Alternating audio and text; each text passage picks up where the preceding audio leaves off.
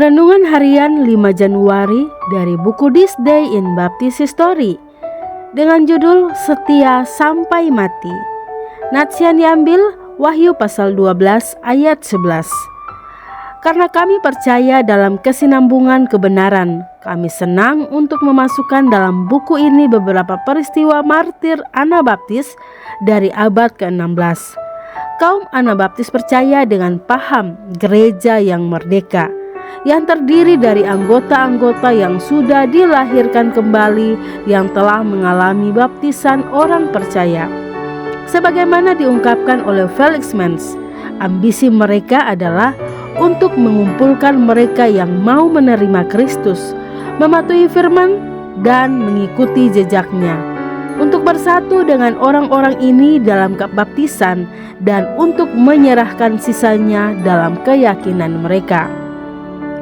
Felix Manz dilahirkan sebagai seorang anak di luar nikah dari seorang imam Katolik yang melayani sebagai seorang kanon atau seorang imam Katolik yang adalah bagian dari grup imam tertentu dan berada di bawah aturan tertentu. Di Zurich, tampaknya Felix Manz muda diberikan pendidikan yang sesuai untuk masyarakat kelas tinggi karena ia dilatih dengan baik dalam bahasa Latin, Yunani, dan Ibrani. Sebagai seorang sarjana Yunani muda, ia bergabung dengan lainnya dalam mempelajari perjanjian baru dengan reformer Ulrich Zwingli dan bertobat di bawah pengajaran sang reformer itu.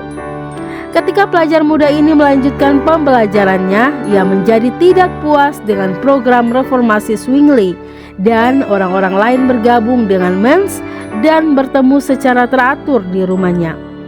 Dari pembelajaran di rumah Felix Manz, inilah baptisan orang percaya pertama di antara kalangan mereka dilakukan pada tahun 1525. Orang-orang percaya yang masih muda ini mulai mengikuti rancangan perjanjian baru, mengunjungi rumah demi rumah di Zurich, dan banyak orang-orang lainnya segera ikut dalam baptisan orang percaya. Para reformer melihat kaum Anabaptis ini sebagai sebuah ancaman, dan pada tanggal 8 Oktober 1525, beberapa dari kaum Anabaptis ditahan dan dipenjarakan. Manz berhasil lolos dari penahanan itu tetapi segera tertangkap dan dipenjarakan bersama dengan Konrad Grebel dan George Blaurock di istana Gurningen. Ketiganya kemudian dipindahkan ke menara tukang sihir di Zurich dan berhasil melarikan diri dari fasilitas itu. Bagaimanapun juga, Manz tertangkap kembali di beberapa kesempatan dan mengingatkan kita pada Rasul Paulus dengan pemenjaraannya yang berulang kali. Pada tanggal 5 Januari 1587, Felix Manz dijatuhi hukuman mati karena bertentangan dengan hukum dan adat istiadat Kristen. Ia telah terlibat dalam Anabaptisme karena ia mengakui bahwa ia telah berkata bahwa ia ingin mengumpulkan mereka yang mau menerima Kristus dan mengikuti Dia, dan menyatukan diri mereka dengan Dia melalui baptisan. Para reformer telah meminta hukuman mati untuk tindakan membaptis ulang di bulan Maret 1526, tetapi Felix Manz akan menjadi korban pertamanya. Manz, menurut putusan hukumannya, diikat dari penjara Wallenberg melewati pasar ikan hingga ke perahu. Di sepanjang jalan, ia bersaksi kepada para peserta prosesi yang menyedihkan itu dan kepada orang-orang yang berdiri di tepi sungai Liman. Suara ibunya terdengar di atas riak air, meminta dia untuk tetap setia kepada Kristus di waktu pencobaan. Dengan tenang, perahu itu meluncur ke danau. Ketika lengan dan kakinya diikat, ia menyanyi dengan suara yang keras, In manus tuas Domini commendo spiritum meum, yang artinya, ke dalam tanganmu, oh Tuhan, kuserahkan rohku. Beberapa waktu kemudian, air sungai Zurich yang dingin menutupi kepala Felix Manz. Namun demikian, perjuangan untuk Kristus tidak mati, dan kita berterima kasih pada Tuhan karena kita berdiri di dalam warisan rohani yang kokoh seperti itu. Renungan tambahan Dr. Suyanto Liau. Poin pertama, dulu sekitar 1997 ada orang pernah telepon saya mengancam mau bunuh saya.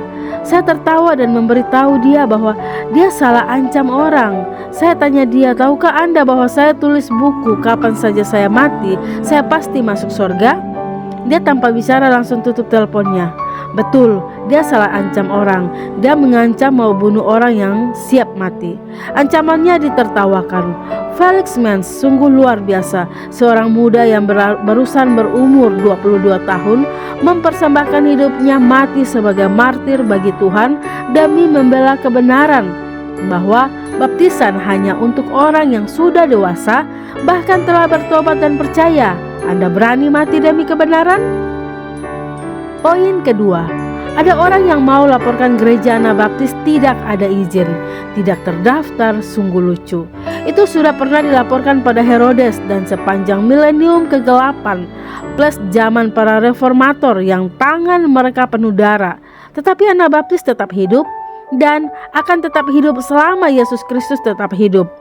Reformator Zwingli, teman baik John Calvin, adalah orang yang membunuh banyak Anabaptis melalui menenggelamkan mereka di Sungai Limen. Menurut Anda, di dalam hati Reformator Zwingli ada Roh Kudus atau roh iblis?